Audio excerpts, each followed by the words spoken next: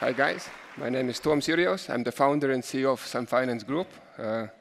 Nice to see some people still not, or maybe after dinner or before the lunch, right? So I hope that for these 10 minutes I will give you some insights and it will be interesting for you. And then after that we can go for lunch. So what is Sun Finance? And who we are? Well, basically, we can be called in different names. We can be called a lending platform. We can be called a fintech. We can be called a balance sheet lender. And all these names are appropriate for us. But what we do effectively through our mobile and online lending platform, we provide different types of financial services to our customers around the world. So it can be different types of mainly lending products like installment loans, line of credit, microloans, and buy now, pay later. And depending on the geographies, this is what our end consumer uses. So as I mentioned, we can be called a fintech, but we don't like to call ourselves fintechs. We like to call ourselves different fintechs. Because from day one, when the company was established in 2017, our goal hasn't been only growth, as usually for the fintechs, right? It's growth at all costs. You have a funding round, Series A, Series B, Series C, etc.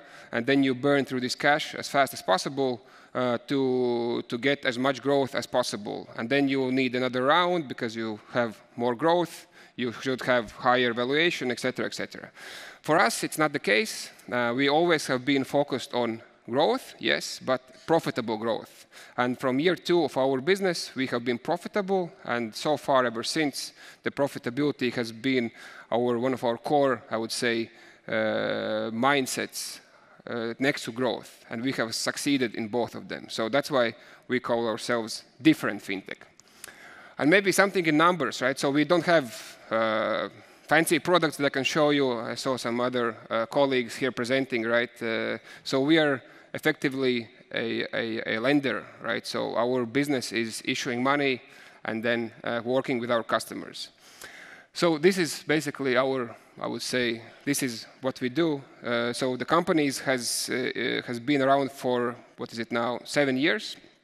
I established it in 2017. We operate in 9 countries with 22 brands. We have around 1,400 people around the world who are serving our 15 million customers. We have issued around 2.5 billion euros from the inception of the company in 2017.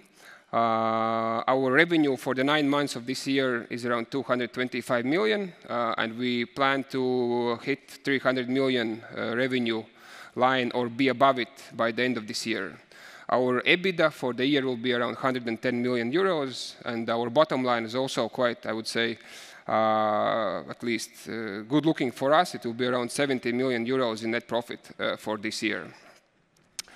So that's more in numbers. And as I mentioned, growth for us is very important. And so far, every single year from the founding of the company, we have been growing in the major or more important KPIs that we measure, right? So we have loans issued, we have revenue, net profit, net loan portfolio, EBITDA, and registered customers. We also have been named as the top 1 growing fintech by Financial Times in 2021, and then top 3 fintech in Europe by Financial Times in 2022. So we are also quite proud with that.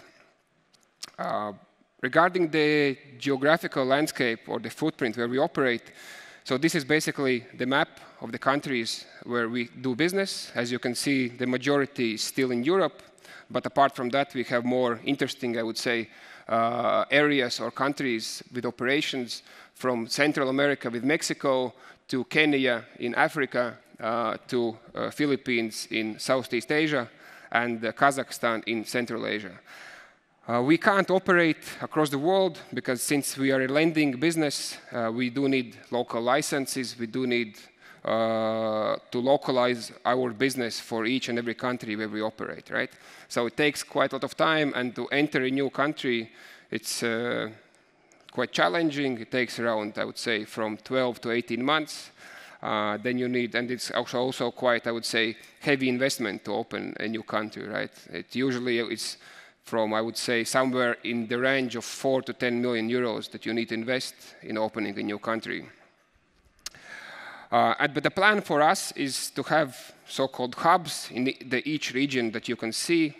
So in Mexico, with the LATAM, is the first country in the LATAM region that we have opened, but the plan is to have in each region at least 4 countries, so we can have one hub, and we believe that that's kind of the most effective number of countries in each region, so that we can still be focused on that region, but we can divide costs from the region to 4 countries, not only 1. So these basically countries like Mexico, Kenya, and Sri Lanka are the first ones in that hub, and we hope to, in the next 2-3 years, to have in each of these hubs 4 countries.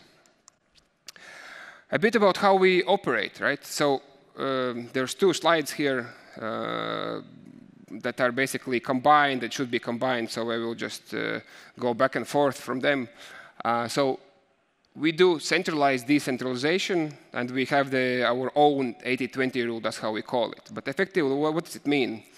It means that 80% of the things that we do across the countries where we operate are the same, more or less. So those are done centrally, like risks, data science, IT, finance, also legal should be here.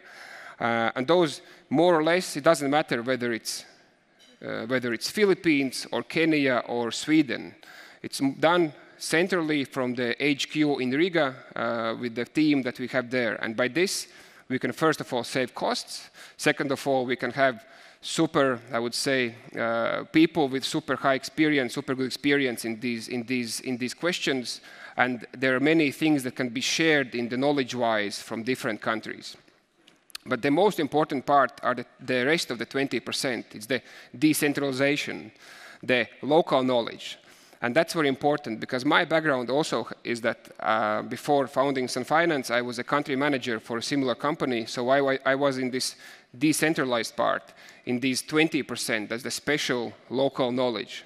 And now I'm the corporate side or the group side, so I'm this decentralized part.